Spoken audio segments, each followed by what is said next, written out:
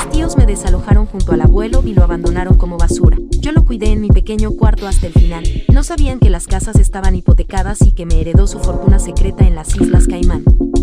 Ahora me suplican que pague sus deudas, pero el abuelo fue claro: no salves a las ratas. Firma aquí, papá. Es lo mejor para todos. Mi tío mayor empujó los papeles sobre la mesa del hospital. Mi abuelo, conectado a tubos y apenas consciente, miró hacia mí con ojos vidriosos. ¿No deberían consultarme a mí también?, pregunté. Soy quien lo cuida. Mi tía me fulminó con la mirada. Tú no decides nada aquí, fracasada. Eres una mantenida que vive de la caridad. Los adultos responsables hablamos ahora, agregó mi tío menor, quitándome la silla. Tú solo obedeces. Mi abuelo firmó con mano temblorosa. Una semana después, cuando salió del hospital, encontramos las cerraduras cambiadas en la casa de la piscina. El cuchitril es suficiente para ustedes dos, me gritó mi tía desde la ventana. No vengan a llorar después. El olor a humedad me golpeó cuando abrimos la puerta. Ventanas rotas, manchas de moho en las paredes. Mi abuelo se desplomó en una silla vieja. Perdóname, mija, susurró. Pero ellos van a pagar caro. Y yo le creí. Los meses que siguieron se comieron mis ahorros. Cada centavo de mis trabajos de diseño gráfico se fue en reparar la casa, comprar un calentador eléctrico que apenas funcionaba y pagar las medicinas que se acumulaban. El cuchitril se tragaba mi dinero y mi abuelo se apagaba lentamente. Tuvo un buen día en abril. Llévame al banco, me dijo con una claridad que ya casi había olvidado. No preguntó por qué no íbamos en su coche, sabía que lo habían vendido. En el banco.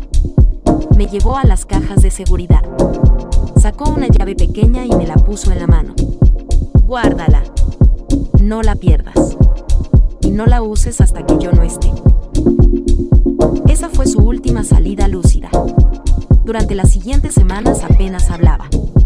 Una noche, su mano helada apretó la mía con una fuerza que no sabía que le quedaba. Me miró fijamente, y en sus ojos no había confusión, solo una orden. No salves a las ratas, susurró. Sé que vendrán por más. A la mañana siguiente, ya no estaba. 3 días después del funeral. Mientras organizaba los papeles de mi abuelo, encontré una nota pegada en el refrigerador con su letra temblorosa. La llave. Banco Central. Caja 247.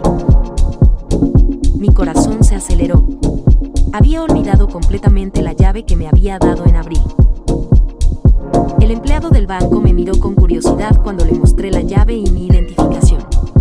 Su abuelo venía aquí desde hace décadas, me dijo mientras me acompañaba a las cajas de seguridad.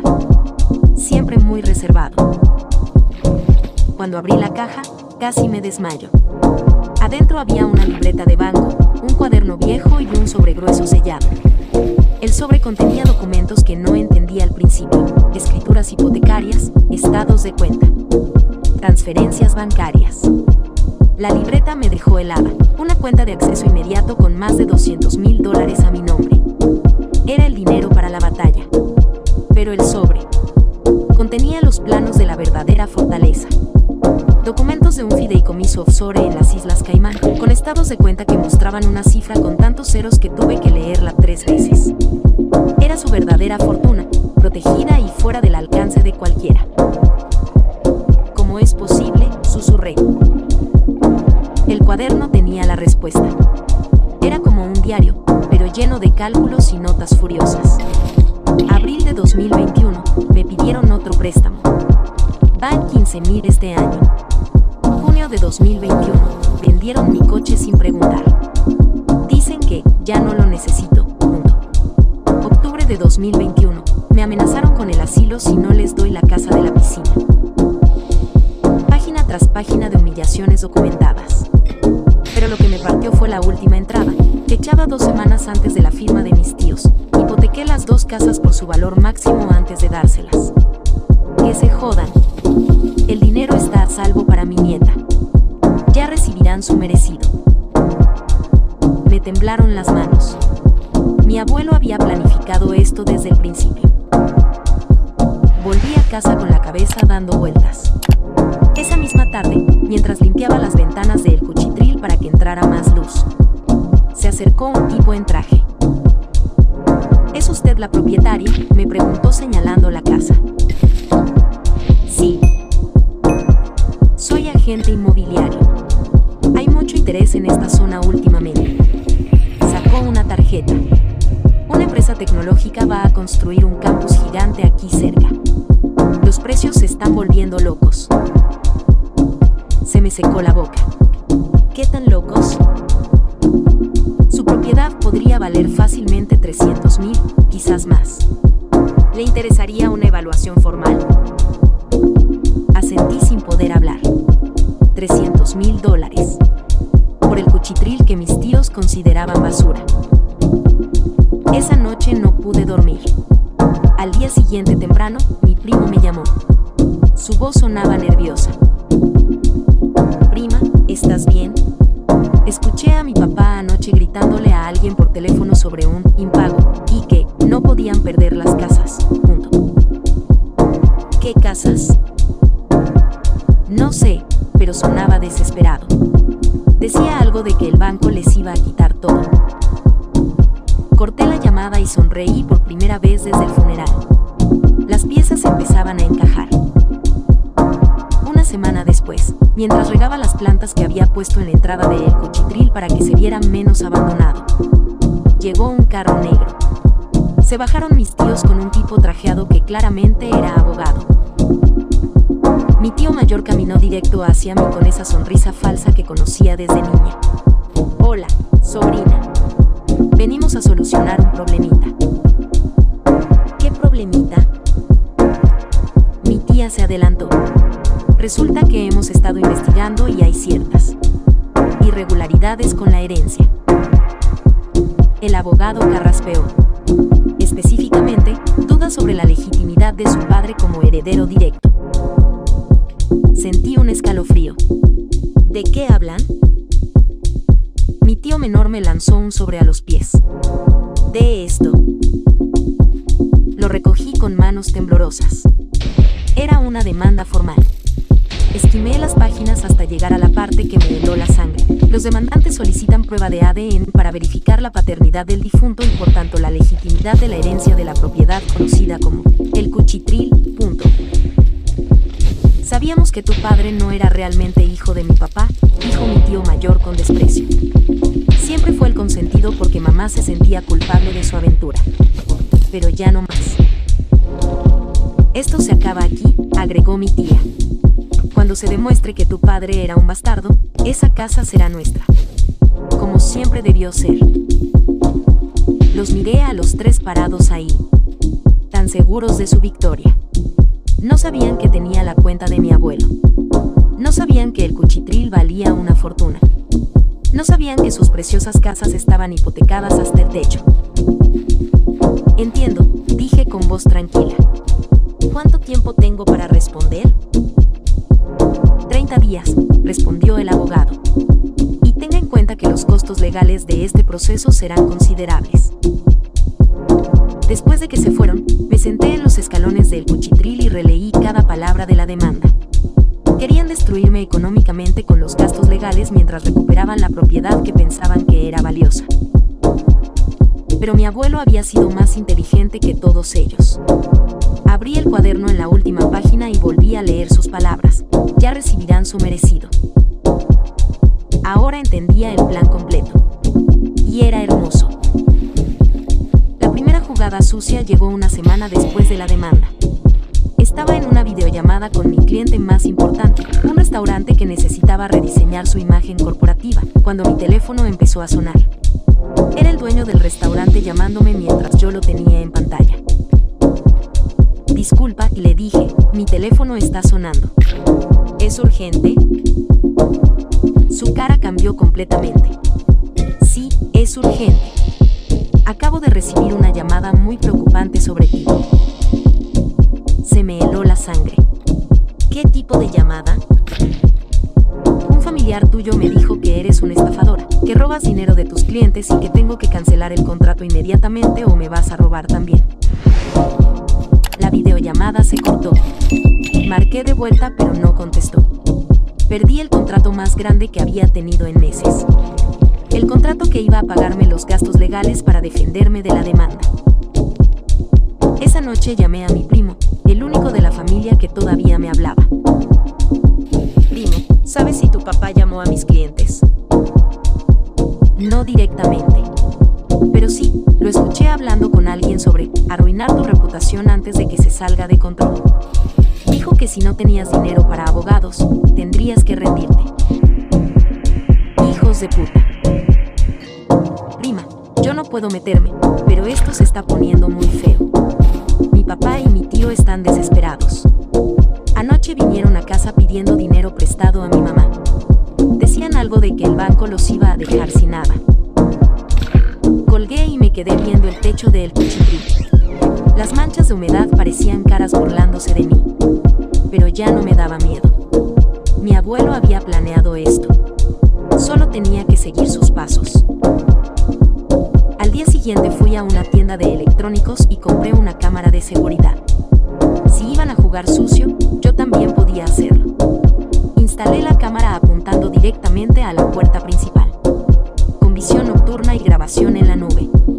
Si intentaban algo, lo iba a tener todo documentado. No tuve que esperar mucho. 3 días después, a las 2 de la mañana, mi teléfono vibró con una notificación de movimiento. Me levanté de un salto y abrí la app de la cámara. Ahí estaban, mi tío mayor y mi tío menor, con linternas y algo que parecía una palanca, tratando de forzar la cerradura de la puerta principal. No puede ser, susurré, grabando la pantalla con mi teléfono mientras ellos seguían intentando entrar. Escuché al tío menor decir, tiene que haber algo de valor aquí adentro. El viejo era demasiado astuto para dejarnos sin nada. La escritura tiene que estar en algún lado, respondió el mayor. O dinero escondido. Siempre decía que tenía planes para nosotros. Intentaron con la cerradura por 20 minutos más antes de rendirse. Probablemente pensaron que nadie los vería a esa hora. No sabían que acababan de regalarme su destrucción en video de alta definición. A la mañana siguiente, copié el video y se lo envié a mi primo con un mensaje simple: enséñales esto a tus papás. O aceptan una mediación legal para retirar su estúpida demanda, o entrego este video a la policía por intento de robo. Tienen 48 horas para decidir. Mi primo me llamó 1 hora después, con la voz quebrada. Prima, mi papá se puso blanco cuando vio el video. Dice que fue un malentendido, que solo querían hablar contigo. A las 2 de la mañana, con una palanca. Yo sé que se ve mal, pero por favor, no los denuncies. Mi mamá no se lo perdonaría. Dile a tu papá que tiene hasta mañana a mediodía para confirmar que acepta la mediación. Si no, el video va directo a la policía. Esa tarde recibí una llamada del abogado de mis tíos. Su voz sonaba cansada y derrotada. Señorita, mis clientes están dispuestos a aceptar una mediación para resolver este asunto de manera civilizada. ¿Civilizada? Me reí. ¿Cómo intentar romper mi puerta a las 2 de la mañana? Ese incidente no debe interpretarse como. Ese incidente es un intento de allanamiento grabado en video 4000. Su versión de civilizada es muy interesante. Hubo una pausa larga. La mediación puede programarse para la próxima semana. ¿Le parece aceptable? Perfecto. Pero quiero que quede claro que si intentan cualquier otra conversación nocturna, el video va directo a la policía. ¿Entendido? Entendido. Después de colgar, llamé al bufete de abogados que había encontrado en internet. Era una firma pequeña pero con buena reputación en casos de herencias. El abogado que me atendió, el señor Ramírez, tenía esa voz calmada de alguien que había visto de todo. Cuénteme toda la historia desde el principio, me dijo después de que le envié todos los documentos por email. Le conté todo. La hospitalización, el desalojo, el deterioro de mi abuelo, el diario, la cuenta secreta, la demanda de paternidad, el intento de allanamiento. Cuando terminé, hubo un silencio largo. Señorita, esto es uno de los casos más claros de abuso de ancianos que he visto. Y la demanda de paternidad es una maniobra desesperada. ¿Podemos ganar? Podemos hacer más que ganar. Podemos destruir su caso completamente. Pero necesito que me consiga algo específico. ¿Qué? En el diario de su abuelo, mencionó una revisión médica completa para callar bocas, un mes antes de ceder las casas. Necesito esos registros médicos. Revisé el diario de nuevo y ahí estaba, en letra pequeña y temblorosa, 15 de marzo, revisión médica completa en el Hospital Central. Que se jodan todos los que digan que no estoy en mis cabales. Lo encontré. Fue en el Hospital Central, el 15 de marzo. Perfecto. Voy a emitir una citación para obtener esos registros. Si lo que sospecho es cierto, su abuelo se aseguró de tener prueba médica de que estaba completamente cuerdo cuando tomó sus decisiones. ¿Y eso nos ayuda con la demanda de paternidad? Nos ayuda a demostrar que las acciones de su abuelo fueron deliberadas y calculadas. Y si él consideró a su padre como su hijo legítimo hasta el final, esa es toda la legitimidad que necesitamos. Colgué sintiéndome mejor de lo que me había sentido en semanas. Mis tíos pensaban que me tenían acorralada, pero acababan de caminar directamente hacia la trampa que mi abuelo había preparado para ellos. Esa noche, mientras revisaba las cuentas bancarias que mi abuelo me había dejado, encontré algo que me hizo sonreír por primera vez desde su muerte. No solo había documentado años de abuso financiero y emocional, también había guardado recibos de cada préstamo que mis tíos le habían pedido, con fechas, cantidades y promesas escritas de devolución que nunca cumplieron. Sumé los números.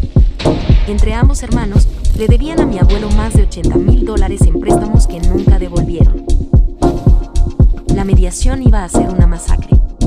Y ellos ni siquiera lo sabían. Mi primo me envió un mensaje esa noche. Prima, mis papás están asustados. Dicen que el banco los llamó hoy con un ultimátum.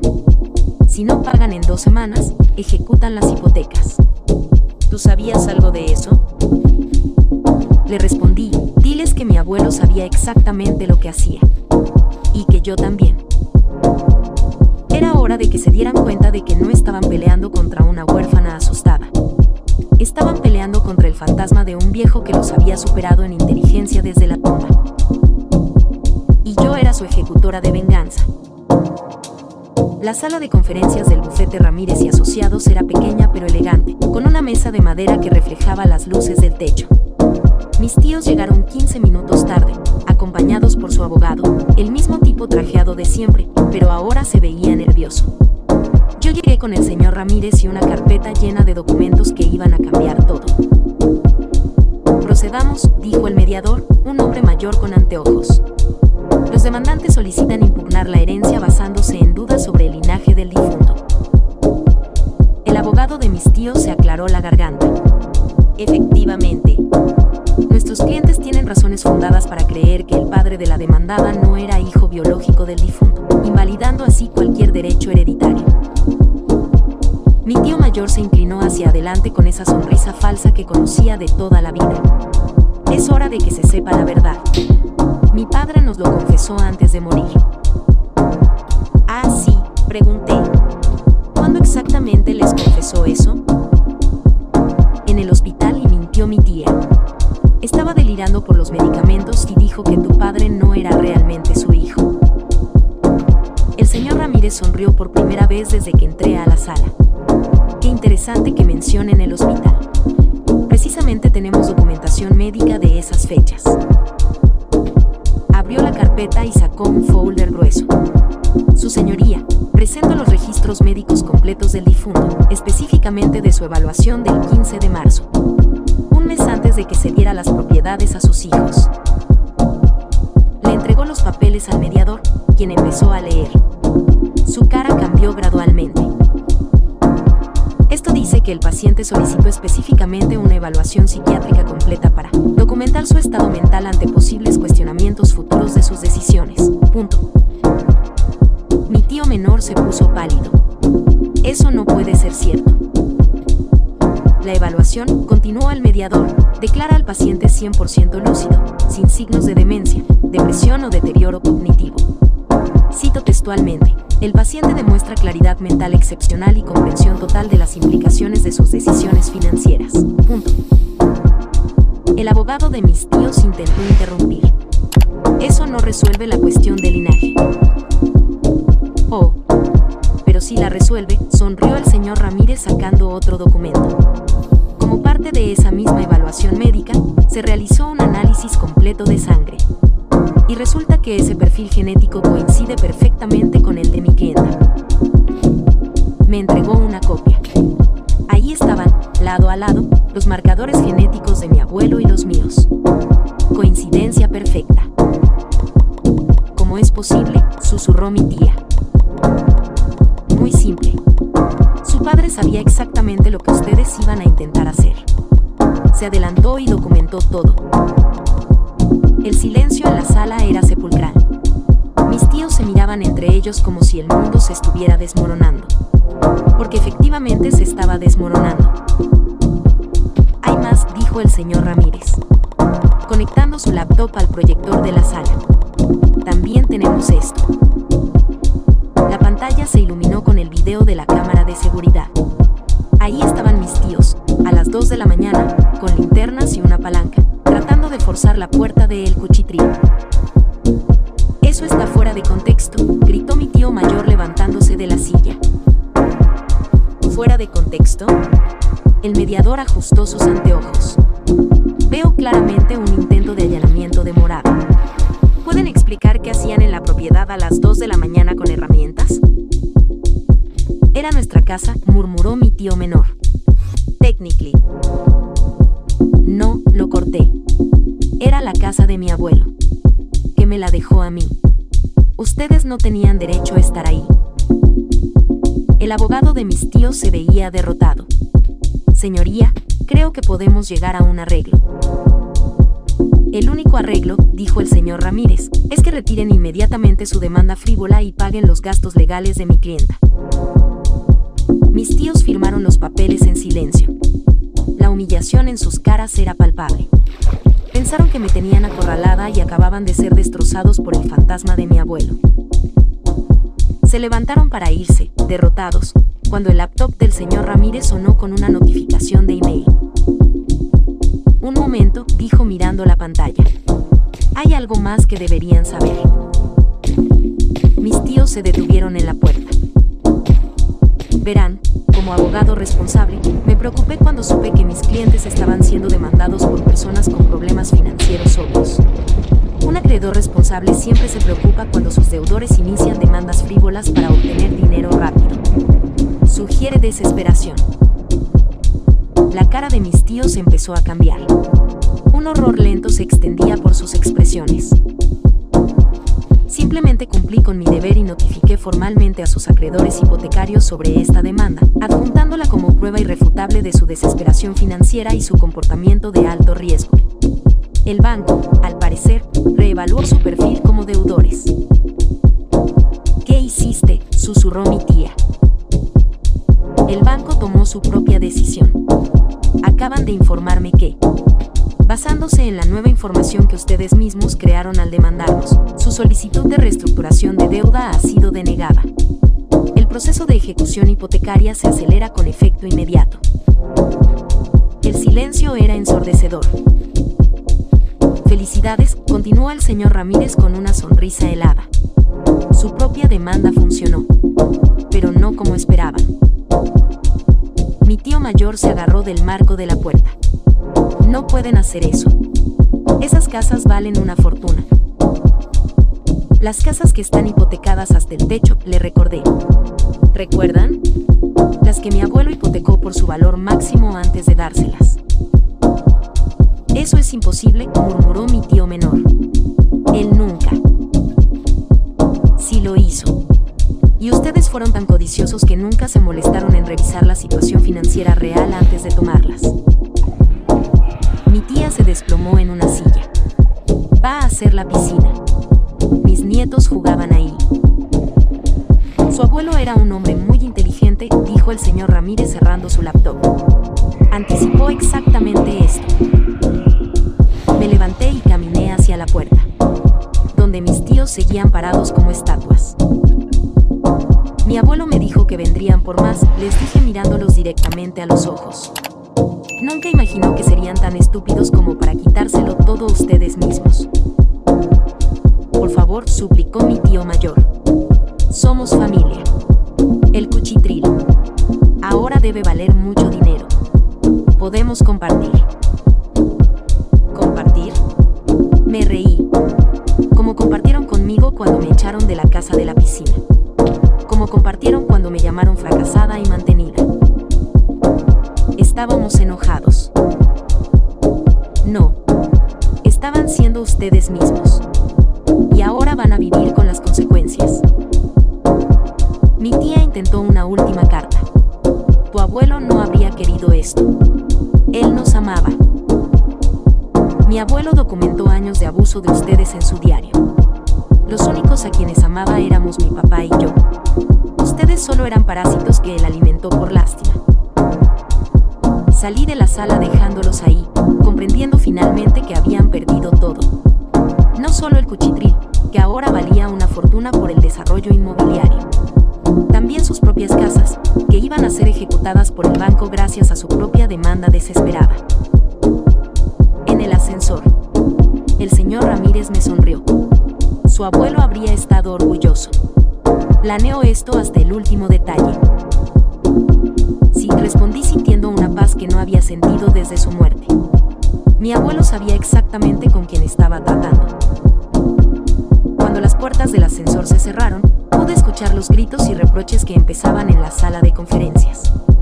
Después de décadas de maltratar a mi abuelo y humillarme a mí, finalmente estaban pagando el precio de su propia codicia. La justicia poética era hermosa. Se habían destruido a sí mismos. Han pasado 6 meses desde la mediación. Con parte del dinero de las cuentas de las Islas Caimán compré una casa tranquila en una ciudad a 3 horas de distancia.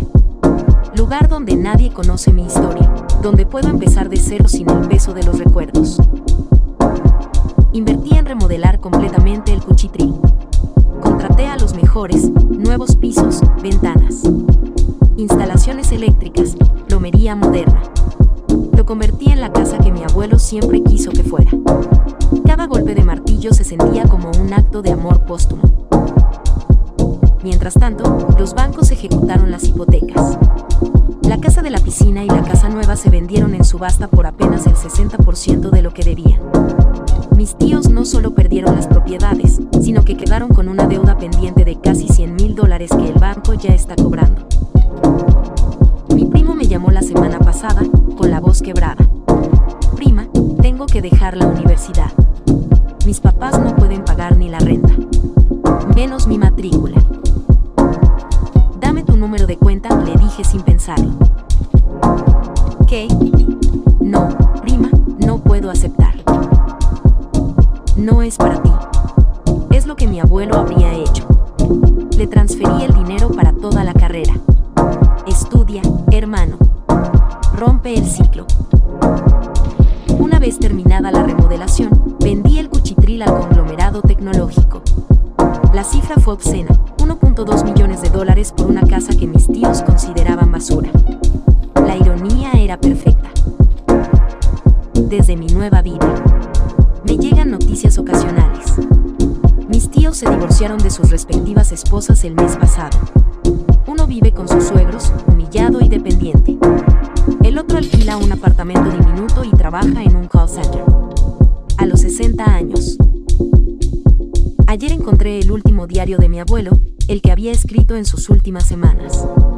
La entrada final decía: la avaricia será su veneno y su antídoto. Solo espero que mi nieta aprenda que la verdadera venganza no es el dinero que ganes, sino la paz que encuentres. Tenía razón.